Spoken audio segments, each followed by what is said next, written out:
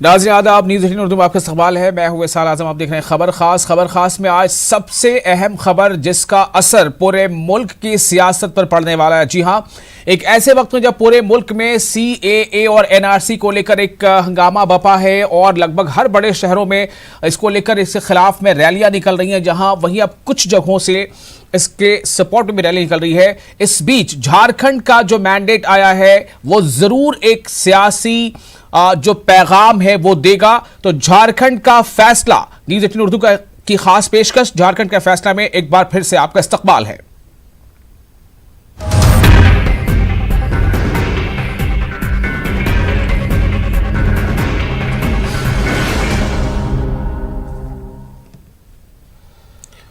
तो क्या झारखंड में मोदी शाह का जो असर है, जो उसका जो जादुई असर है वो कुछ कमजोर पड़ा है? क्या झारखंड में जैसे महाराष्ट्र में हमने देखा, जो हमने हरियाणा में देखा कि बीजेपी की पोजीशन कमजोर होती नजर आई, वैसे ही क्या झारखंड में भी है? यह सवाल था, तो उसका जवाब है कि हाँ है। चूंकि स्क्रीन पर जो आंकड़े इस वक्त आपके सामने हैं वो ये साफ तौर से बताने के लिए काफी हैं। आप देख रहे हैं कि बीजेपी ने 26 सीटों पर ही अपना कब्जा बीजेपी जमा पाई, और जबकि JVM प्लस यानी जो इत्तेहाद है झारखंड मुक्ति मोर्चा, कांग्रेस और RJD का, वो 45 के करीब है। ऐसे में सीधे तौर पर यह अब जाहिर है कि झारखंड में इक्तदार अब बदलने वाला है। वो रघुवर दास नहीं है बल्कि अब हेमंत सोरेन होंगे। हेमंत सोरेन ने क्या कहा, सबसे पहले आपको यह सुनाते हैं। हेमंत सोरेन ने किस तरह से आवाम का शुक्रिया अदा किया और किन किन लीडरों का खासतौर से उन्होंने नाम लिया और इस मौके को क्या बताया, सुनिए। जो इस राज्य को स्पष्ट जनादेश दिया है, इसके लिए मैं राज्य के मतदाताओं का मैं बहुत बहुत आभार प्रकट करता हूं। निश्चित रूप से आज का ये जीत कई मतदाता, हमारे झारखंड के लोगों के लिए उत्साह का दिन तो है ही, लेकिन मेरे लिए आज का दिन एक संकल्प लेने का है। इस राज्य की जनता का, यहां के लोगों की आकांक्षाओं को पूरा करने का संकल्प लेने का दिन है। और आज का ये जनादेश मुझे लगता है आदरणीय दिसोमगुरु शिबू सोरेन जी के परिश्रम और समर्पण का ये परिणाम है। निश्चित रूप से आज हम इस राज्य में महागठबंधन के तहत चुनाव लड़े, जिसमें हमारे साथ शामिल कांग्रेस के लोग, RJD के लोग और JMM ने मिलकर लड़ा। मैं इसके लिए भी आदरणीय गुरु जी को, आदरणीय लालू जी को, आदरणीय सोनिया जी को, आदरणीय राहुल जी को, आदरणीय प्रियंका जी को, कांग्रेस के सभी जो राज्य पे नजर लगाए हुए थे, जो प्रभारी के रूप में थे, कार्यकर्ता के रूप में थे, सभी दलों के लोगों को भी मैं बहुत बहुत आभार देना चाहूंगा, जिन्होंने मेरे ऊपर अपना विश्वास जताया। और रघुवर दास ने क्या कुछ कहा है इन नतीजों पर, चूंकि सवाल उनको लेकर भी थे, वो सुनते। जो रुझान आ रहा है उसका मैं स्वागत करता हूं, और अभी भी चुनाव की प्रक्रिया चल रही है और काफी उतार चढ़ाव हो रहे हैं। फिर भी मैं राज्य की 3.25 करोड़ जनता को साधुवाद देता हूं, और मैंने 5 वर्ष पूरी ईमानदारी से राज्य की जनता की सेवा करने की कोशिश की और जो विकास, जो अलग राज्य गठन के बाद जो विकास की गंगा गांव-गांव में घर घर तक पहुंचे, ये हमारी सरकार ने पूरी प्रयास की। फिर भी राज्य की जनता का जो जनादेश है, जो रुझान आ रहे हैं अभी, क्योंकि अभी पूरी चुनाव का रिजल्ट अभी तक घोषित नहीं हो पाई है, फिर भी जो रुझान है उसका मैं स्वागत करता हूं और जब पूरी रुझान आ जाएगी तब मैं आप सबसे फिर मिलूंगा। धन्यवाद। तो और इस पूरे मंजरनामे पर जो तब्दील हुआ है, हम बात करेंगे अपने नुमाइंदे से। हमारे साथ नौशाद आलम जुड़ रहे हैं और साथ ही रवि एस नारायण जुड़ रहे हैं। आप दोनों का बहुत बहुत इस्तकबाल है। नौशाद, काफी कुछ दांव पर लगा हुआ था पॉलिटिकल पार्टीज का और साथ ही साथ जो तमाम स्टार कैंपेनर्स थे तमाम पार्टियों के, उसमें ये कहा जा रहा था कि पूरा जो है एक मरकजी काबीना जो है वो लगभग झारखंड में मौजूद रहा था। इन सब के बाद ये जो आंकड़े हैं, सबसे पहले मैं आपका एक रिएक्शन जानना चाहता हूं नौशाद कि आप क्या फील कर रहे हैं कि क्या बड़ी वजह रही है इन आंकड़ों के पीछे? देखिए विशाल, ये आज की जो जीत है जेएमएम कांग्रेस और आरजेडी की, जो मुश्तरका तौर पे जो इंतखाबात जिन इन लोगों ने जो मैदान में आए, वो उसकी जो जीत है, जो आज के तारीख़ी जीत कहा जा सकता है और इसको लेकर के काफ़ी जश्न का माहौल है। इन तमाम पार्टियों के अलावा जो सेकुलर मिजाज वाले लोग हैं, कबायली बिरादरियों में हैं और अक़लियती लोगों में हैं। और इसकी हम दो जो है ना पहलू जो है ना ख़ास तौर से आपको वाज़े करना चाहूँगा, चूँकि ये देखिए जब ये स्टेट बना था, ये कबायली जो है ना कसीर आबादी वाला इलाका है, यहाँ मुस्लिम जो है ना आबादी है दूसरी सबसे बड़ी आबादी है।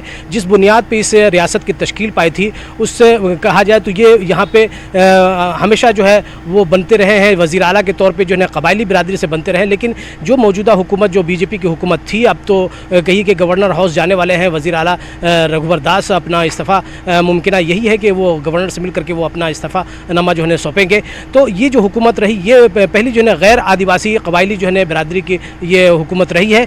तो ये जो रियासत की तश्कील इसी बुनियाद पर हुई थी कि यहाँ पे जो पसमानदगी है, उसको पसमानदगी को दूर किया जा सके। लेकिन जो पिछले मखलूत हुकूमत में जो काम नहीं हो पाया, उसके बाद जो है ना पिछले जो हुकूमत जो बनी बीजेपी की, वो पायदार हुकूमत बनी और लगा कि ये जो है गैर आदिवासी अगर वज़ीर आला होते हैं तो तरक्की का इम्कान जो है ना वो बेहतर ढंग से रोशन होगा। लेकिन वो 5 साल में ही जो है ना जो हुकूमत की जो तब्दीली, ये वाज़े तौर पर इशारा करता है कि यहाँ की जो आवाम की जो तवक्कुआत थे वो जो है ना वो पूरी नहीं उतर पाई इस हुकूमत। और यही वजह है कि आज इक़्तिदार से जो है ना वो दस्तबरदार होने जा रही है। आपको बता दें कि ये शिबू सोरेन, जो कि जो हेमंत सोरेन है, जो जेएमएम के कारगुजार सदर, उनकी जो सुप्रीमो हम शिबू सोरेन, वो जो है ना अहम रोल अदा किया था रियासत की तश्कील में और वो दिशम गुरु के तौर पे जो है ना जाने जाते हैं। और यही वजह है कि आज उनकी मकबूलियत काफ़ी है और इसी वजह है कि कबायली बिरादरियों ने भी बढ़ चढ़ कर हिस्सा लिया और बाकी अब जो पार्टी के लोग हैं, उसके अलावा जो अक़लियती तबका है, ये भी जो है ना बढ़ चढ़ करके इनको हिमायत दी है। तो आज उसका नतीजा है कि ये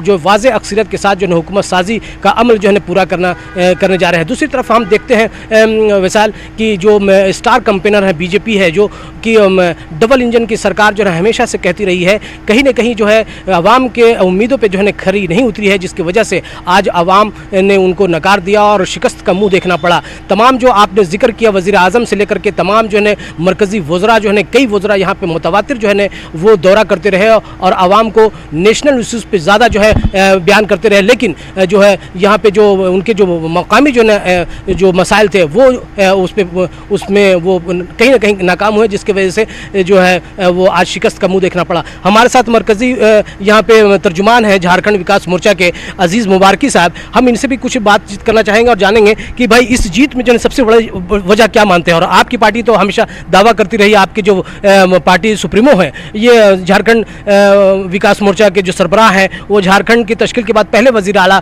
जो ने रहे हैं और इनकी कारकर्दगी भी बेहतर मानी गई, लेकिन फिर भी इनको भी जो ने नकार दिया गया। क्या वजह मानते हैं जेएमएम की इतनी बड़ी जीत में और आप अपनी नाकामी में? देखिए आज मौका नहीं है कि इस पर कोई तनकीद की जाए, लेकिन हमारी बात तो हम करते रहेंगे। 365 दिन बहुत सारे मौके आएंगे अपनी बात करने के लिए, लेकिन आज ख़ास मकसद ये है कि जिनकी जीत हुई है उनको मुबारकबाद दी जाए। आज उनका बड़ा दिन है। आज उनके लिए कोई ऐसी बात नहीं कहूँगा मैं जो मेरी तरफ से गुस्ताखी में शुमार हो। जिस बात से आज का दिन बहुत मेहनत करके उन्होंने हासिल किया है, उनकी खुशनसीबी है, हमारी शुभकामनाएं उनके साथ हैं। तो वजह क्या मानते हैं उनकी इतनी बड़ी कामयाबी के लिए, वजह क्या मानते हैं उसके पीछे? नहीं देखिए, वजह बहुत सारी होती हैं। जिस तरह से हार की बहुत सारी वजूहत होती हैं, उसी तरह जीत की भी बहुत सारी होती हैं। और अंग्रेजी में कहावत है, नथिंग सक्सीड्स लाइक सक्सेस। तो जब वक्त आता है और जब जो होना होता है वो ऐसा होता है कि आप सोच और गुमान में नहीं होता, वो हो जाता है। और क्योंकि भारतीय जनता पार्टी बिल्कुल ही नाकारा साबित हुई झारखंड के अंदर। मरकजी वज़रा, वज़ीर आज़म से लेकर के इतने सारे वज़रा जो है ना आए यहाँ पे, वज़ीर दाखिला है, वज़ीर ख़ारजा है, उसके अलावा जो है ना और भी नितिन गडकरी हैं, जेपी नड्डा जी हैं जो कि कारगुजार जो है सदर हैं, ये सारे लोगों ने नेशनल इश्यूज़ पे बात किया। CAA जो शहरियत तरमीमी बिल है, वो क्या कहते हैं, ये सब मामलों को लेकर के क्या लगता है कि उन सब इश्यूज़ को यहाँ के आवाम ने नकार दिया, या आप ये मानते हैं कि झारखंड स्टेट में सबसे ज़्यादा हुजूमी तशद्दुद के वाक़यात हुए, उसकी वजह से भी उसका खामियाजा भुगतना पड़ा? क्या मानते हैं आप इसको? नहीं देखिए, वो जो हुआ वो तो है ही कि मॉब लिंचिंग जैसे एक मसला था और इन लोगों ने कभी भी उसको हल करने की कोशिश नहीं करी। यहाँ तो ये हुआ कि केंद्र से इनके जो वजीर आए उन्होंने आकर के माला चढ़ाई। जब लोग जेल से निकले, मारने वाले ऐसे जैसे कि बहुत कोई तारीफ का काम करके निकल रहे हैं वो कहीं से। तो ये तो पॉलिटिकल मेंटालिटी इस पार्टी की ऐसी ही रही है। और जो भी इनके लोग वहाँ से आए दिल्ली से, वो बिना सर पैर की बातें ही करते रहे पूरे वक्त। कोई भी ऐसे मसाइल पर इन्होंने कोई ऐसा हल नहीं बताया जो झारखंड के लोगों को लगे और इन पर भरोसा जमे। आप देखिए कि 5 सालों में अगर आप देखें तो शराब की दुकानें बहुत ज़्यादा खुली और स्कूलों को बंद किया गया। तो मुझे लगता है इससे स्टूडेंट नाराज़ थे। आदिवासी स्टूडेंट्स को जो एक मराहत हासिल हुआ करती थी, स्टाइपेंड बोलते थे, वो कम कर दी गई। हॉस्टल्स की फीस बढ़ा दी गई, कॉलेजेस की फीस बढ़ा दी गई। कोई नई यूनिवर्सिटी ये लेकर के नहीं आए। अच्छा, सबका साथ, सबका विकास, सबका विश्वास की भी बात ये हुकूमत करती रही है, डबल इंजन की सरकार करती रही है। कितना जो है ना उस जो नारे के मुताबिक यहाँ पे काम हो पाया?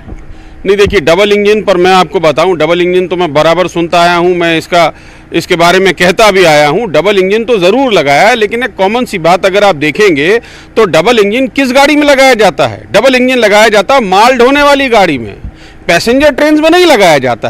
तो यानी लोगों को इससे कोई फायदा नहीं हो रहा था। डबल इंजन लगा जरूर था सरकार में, मगर झारखंड में जो चीजें हैं, जो मिनरल है, उनको यहां से लूट के ले जाने के लिए डबल इंजन की सरकार काम कर रही थी, जिसका खामियाजा भुगत रहे हैं अभी। जी देखिए, अजीज़ मुबारकी साहब का कहना है कि कई वजूहात हैं, लेकिन जो हुकूमत जो नारा देती रही है, सबका साथ, सबका विकास और सबका विश्वास, उसके मुताबिक भी काम नहीं हुआ है। और एक जो नया जो नारा उन्होंने दिया था, डबल इंजन की सरकार, उस पे भी उसके मुताबिक। ठीक है, आप हमारे साथ बने रहे नौशाद। मैं जरा रवि एस नारायण के पास चलना चाहूंगा। रवि, आप इस वक्त कहां पर हैं? और मेरा सवाल ये है कि ये जो आंकड़े बदले हुए हैं, नारा था 65 पार का, लेकिन ये 30 के अंदर ही रह गए। इसके पीछे क्या बातें निकल कर आ रही हैं? जो पहला जो रिएक्शन है, फर्स्ट रिएक्शन क्या है लोगों का? देखिए विशाल, अगर बात करें इस नतीजे को तो सचमुच भाजपा के लिए बहुत बड़ा झटका है। और इस नतीजे में सबसे बड़ी बात, देखिए एक बात रही विशाल की, जहां भाजपा 65+ का नारा दे रही थी, वहां वो आधे से कम में सिमट गई है। और जो पूरे दिन भर की अगर बात कहें तो काफी उतार चढ़ाव होते रहे।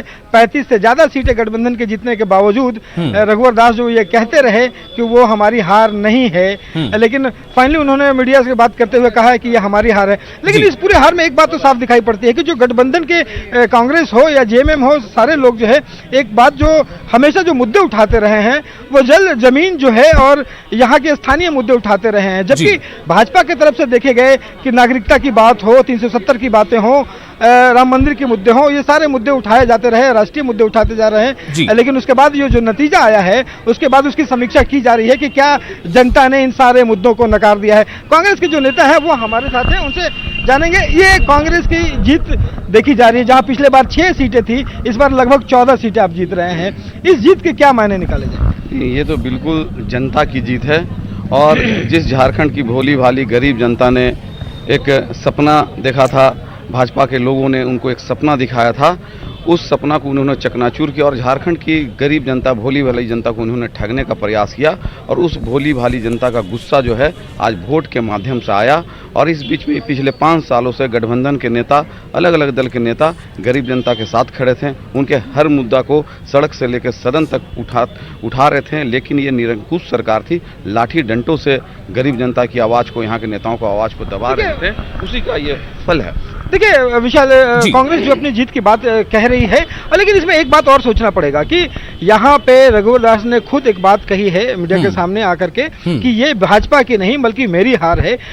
लेकिन इस बात को बहुत बड़े स्तर से लिया जा रहा है कि क्या ये रघुवर दास की व्यक्तिगत हार कैसे है, क्या उनके काम करने के स्टाइल जो था यहाँ पे, क्या उससे नाराजगी है, या पूरे भाजपा के जो यहाँ पे जो मुद्दे लेकर के आए उन मुद्दों को लोगों ने नकारा है। लेकिन एक बात तो साफ है कि यहाँ पे कांग्रेस जितनी कमजोर थी वो आज मजबूत यहाँ पे हो गई है और लगभग गठबंधन की जो सरकार बनने जा रही है, तो भाजपा के लिए एक बड़ा झटका तो है ही जी।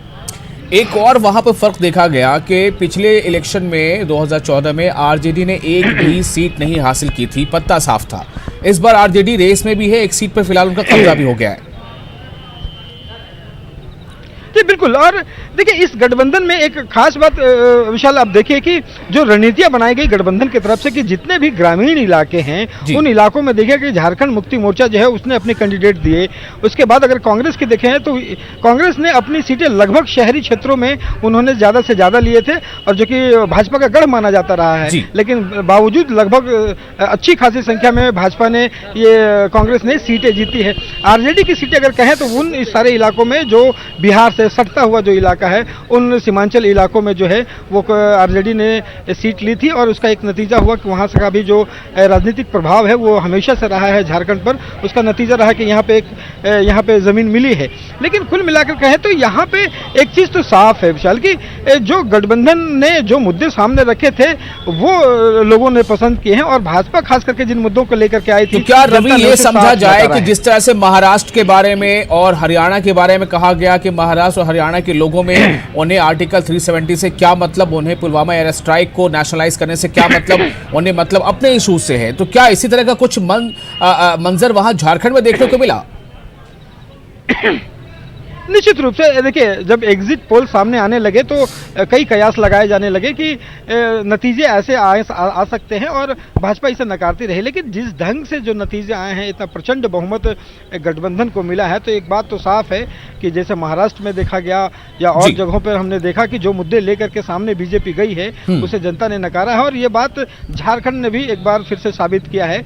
और ये एक बार फिर से सोचना पड़ेगा कि जो राष्ट्रीय मुद्दे हैं वो राष्ट्रीय राजनीति के लिए तो ठीक है, लेकिन जब विधानसभा का चुनाव होता है तो वहां के स्थानीय जो मुद्दे होते हैं वे ज्यादा हावी हैं। वो ज्यादा होते हैं। रवि, मैं चाहूंगा कि आपके आसपास जितने लोग हैं उनमें से कुछ लोगों से सिर्फ पूछिए कि 2 कारण वो बताएं कि क्यों ये गठबंधन जीता और क्यों बीजेपी, जिसने पहली बार वहां 5 साल की सरकार चलाई, लोग कहते थे कि डबल इंजन की सरकार है, मरकज में बीजेपी है, रियासत में बीजेपी है, उसके बावजूद वो हार की 2 वजह बताए और जीत की 2 वजह बताए। अपने लोगों से वहां जो मौजूद है आपके साथ, कुछ लोगों से बात की जरा। हाँ, बिल्कुल लोगों से जानना बड़ा जरूरी है कि एक बात बताइए कि आपको क्या लगता है कि यहाँ पे आपने जो जीते हैं उसके 2 बड़े कारण क्या है, और भाजपा के हार के 2 बड़े कारण आप क्या मानते हैं? ये भाजपा का अहंकार, और अभी आप बात कर रहे थे स्टूडियो में कि रघुवर जी ने कहा ये मेरी हार है, भाजपा की हार नहीं है। ये रघुवर जी भूल रहे हैं कि 1 महीने से प्रधानमंत्री से लेके इस देश के गृह मंत्री से लेके रक्षा मंत्री तक झारखंड में कैंप किए हुए हैं। और आज कारण बताइए कि 2 कारण क्या रहे हैं जिससे यहाँ पे गठबंधन की जो सरकार है वो बनी है, और बीजेपी के हार के 2 बड़े कारण क्या रहे हैं? देखिए, सबसे बड़ा बीजेपी का हार का कारण है जो नागरिकता संशोधन बिल वो लाई है, वो देश को बांटने वाला है, और लोग जो है एकजुट होकर उनके खिलाफ में वोट किए हैं। दूसरा, रवि जी, महंगाई, प्याज की, आप आम जनता की सोच से आप अलग काम कर रहे हैं। महंगाई बहुत बड़ी मार है। मैं तो बहुत बड़ी मुद्दा मान रहा हूँ महंगाई को, बेरोजगारी को। झारखंड में बेरोजगार पलायन की ओर बढ़ रहे हैं पूरे, और लोग भी हैं। रवि जी, सबसे बात कीजिए। तो कहीं ना कहीं सीधा बात है। जी, एक बात बताइए कि लगता है कि ये महंगाई, ये मुद्दे जो रहे हैं इसमें सफल रहे हैं, और जो नागरिकता की बात और 370 की बात करते रहे तो सरकार ने नकारा है? ये सारी चीज़ है, लेकिन झारखंड में अभी आज के डेट में युवा जो करवट लिया है, और युवाओं का जो स्थिति है आज के डेट में, इसके लेकर के बड़बोली जो होता है, खाली बोलना, काम कुछ नहीं है, विकास का कुछ झारखंड में नहीं है, सिर्फ बोली है। और अमित शाह और मोदी जी का एक ही कहना है कि मैं जो बोलूं वही सही है, बाकी बोले वो जेल में जाओ, अगर मेरे खिलाफ में बोलो। उसी के आपको क्या लगता है कि दो बड़े कारण कौन से? महंगाई और बेरोजगारी और उनका बड़बोलापन। मोदी जी हमेशा यहाँ के बड़ी बड़ी बातें करते हैं, बेरोजगार जी दूर कर देंगे, महंगाई दूर कर देंगे, और वो वापस उतनी ही बढ़ी हुई है। आपको क्या लगता है? मुझे लगता है जिस तरह से वर्षों से युवाओं को भाजपा सरकार ने छला है, झूठे वादे किए हैं। आप देख सकते हैं कि अभी 5 वर्षों में भाजपा सरकार ने एक सचिवालय के एग्ज़ाम क्लियर नहीं करवा सके। उसके साथ साथ आप देख सकते हैं 5 साल पहले पीटी का एग्ज़ाम होता जेपीएससी, अभी तक उसका मेंस का रिजल्ट नहीं आया। 5 साल से हम युवा इंतजार कर रहे हैं। तो ये भाजपा सरकार के झूठे वादे का परिणाम है।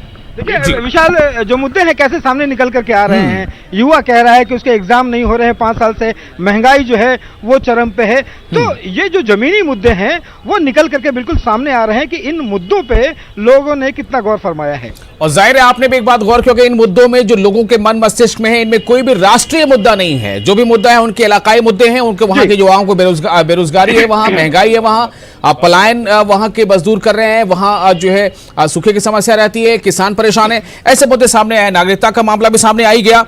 नौशाद, आप हमारे साथ बने रहे। इससे पहले कि हम नौशाद के पास चलें, रवि, हम ये दिखाना चाहते हैं कि हेमंत सोरेन की मां से बातचीत की गई है, क्या कहती हैं वो, जरा सुनिए। यह तय हो गया है कि हेमंत सोरेन झारखंड के अगले मुख्यमंत्री होंगे। हालांकि अभी फाइनल रिजल्ट आना बाकी है। अभी घर में आए थे लोगों से मिलने के लिए। ये बताइए, आए हुए थे अभी हेमंत जी मिलने के लिए, क्या बातें हुई, क्या बोल रहे थे? और क्या बोलेगी, जीत गया और क्या, बढ़िया से जीता, अब सरकार बनेगा बेटा। आशा थी कि फिर से मुख्यमंत्री होंगे? एकदम आशा ही है, असरा ही है। अभी पहुंचे थे तो आपने आशीर्वाद दिया है? दिए हैं, उस दिन भी दिए, जिस रोज नॉमिनेशन के लिए गया उस दिन भी दिए हैं। दही चूड़ा खिला करके भी विदाई किए, और फिर क्या आज भी दिए।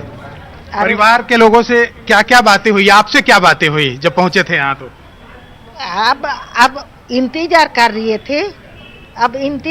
रहे थे, तो अब क्लियर हो गया, तो अब पूछेंगे कल परसों, टाइम तो है। और अब मुख्यमंत्री बनेंगे बेटा? बनेगा जरूर। तो एक माँ है, जाहिर है माँ को इस पे ज़्यादा और क्या खुशी होगी कि उनका लाडला, उनका बेटा जो है रियासत झारखंड का वज़ीर आला बनने जा रहा है। और नौशाद हमारे साथ मौजूद है। नौशाद, अभी बहुत सारे मुद्दे, रवि के साथ जो कुछ लोग मौजूद थे उनसे जाहिर हुई ये बातें सामने निकल कर आई कि मुद्दे दरअसल ज़मीन में थे क्या और नेताओं के ज़ुबान पर क्या थे। जो उसका जो गैप है वही ये नतीजे लेकर आ रहा है। नौशाद, मैं आपसे जानना चाहता हूँ, आपने भी कई जगहों का दौरा किया झारखंड इलेक्शन के दौरान, आपने क्या महसूस किया कि किन मुद्दों को ज़्यादातर थोपा जा रहा था या रैलियां में कही जा रही थी, और रियलिटी क्या थी?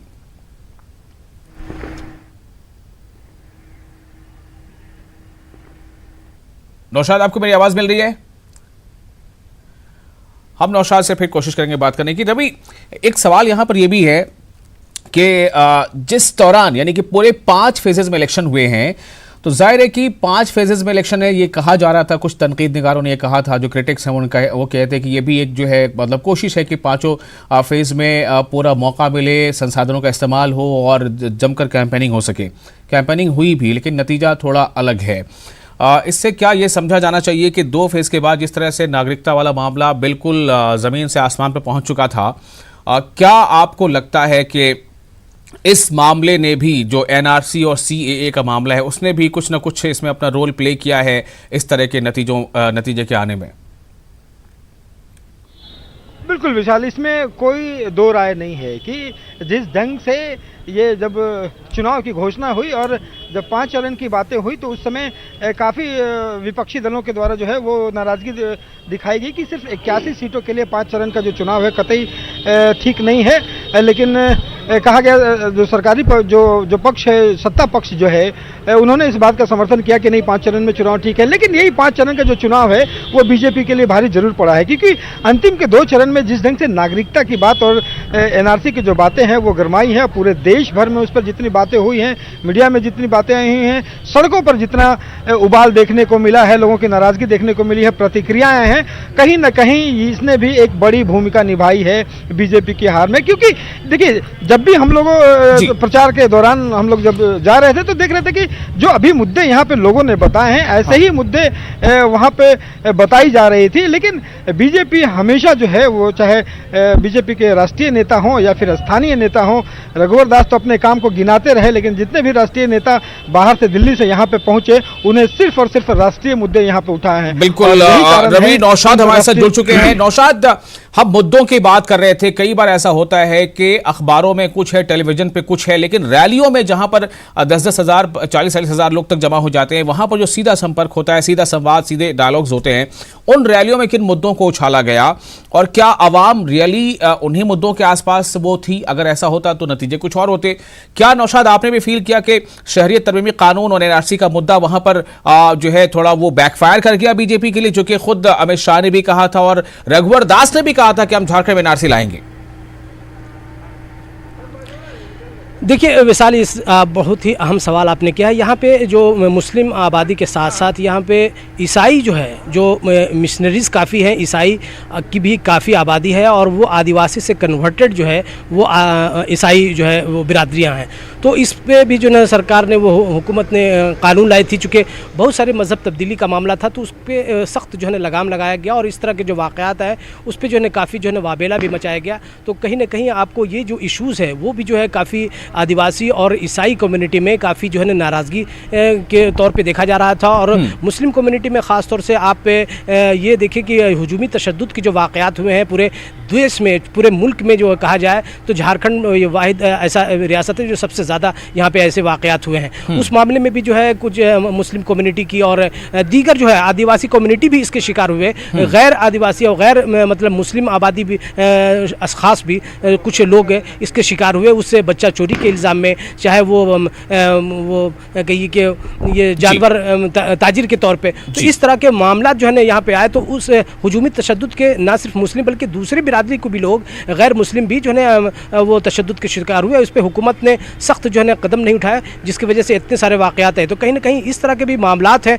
कई जो कदम उठाना तो छोड़िए, कदम तो जिस हद तक उठाया लोगों को पता है, हुआ तो यहाँ तक कि एक मरकजी वजीर ने जाके फूलमाला पहनाया था हुजूमी तशद्दुद के जो मुलजिम थे उनको। हाँ जी जी, जो मैं वही कह रहा हूँ कि यहाँ पे मोदी मैजिक है जो देखने को मिलता था पहले, पिछले जो कहिए कि पार्लिमानी इंतखाबात से कबल या 2014 से कबल जो देखने को मिलता था, वो चीज़ इस बार देखने को नहीं मिली है। टीवी में ज़रूर जो है ना भीड़ दिखाई गई है, लेकिन बहुत सारे ऐसे जो है मौके पे जो जलसे आम हुए हैं उसमें काफ़ी कम तादाद में लोग। चलिए, बहुत बहुत शुक्रिया रवि आपका भी और आपके साथ जो लोग मौजूद हैं उनका भी, नौशाद आपका भी। तो खबर खास में फिलहाल इतना ही। झारखंड में तब्दीली के साफ इशारे, और इसी के साथ मुझे दीजिए इजाजत। बने रहें आप न्यूज़ 18 उर्दू के साथ। आदाब।